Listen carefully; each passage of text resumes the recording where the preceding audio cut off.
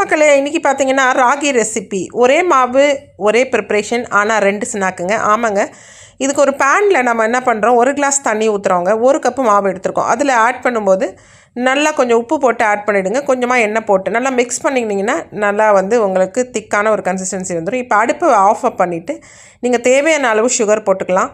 அதில் கொஞ்சம் தேங்காய் பூவும் ஏலக்காவும் கொஞ்சம் உப்பும் சேர்த்து நல்லா பிசைஞ்சு வச்சுக்கிறோங்க. அவ்வளோதாங்க. இந்த பக்கம் நல்லா ஒரு கடாயோ இல்லாட்டி ஒரு பேனோ காய வச்சுட்டு அதில் கொஞ்சமாக எண்ணெய் தொட்டு கையால் தட்டி விட்டிங்கன்னா சூப்பரான ஒரு ஸ்வீட் ராகி அடை ரெடி ஆகிடும். அதே மாவில் நம்ம என்ன பண்ண போகிறோம், இப்போ கொழுக்கட்டை பண்ண போகிறோங்க. ஸோ இதில் நீங்கள் அப்படியே கையால் நல்லா விரல்களை வச்சு பிடிச்சி ஒரு இட்லி பானையில், அதுக்கு முன்னாடி இட்லி பானையை ஒரு 10 நிமிஷம் அடுப்பில் வச்சுட்டு பிடிச்சி நீங்கள் வச்சுட்டு எடுத்திங்கனாலே டக்குன்னு ரெடி ஆகிடுங்க. சூப்பரான ஒரு ஈவினிங் ஸ்நாக்காக இருக்குது. நீங்களுமே ட்ரை பண்ணுங்கள். எத்தனை பேர் ட்ரை பண்ணுன்னு கமெண்ட் பண்ணுங்கள். தேங்க்ஸ் ஃபார் வாட்சிங்.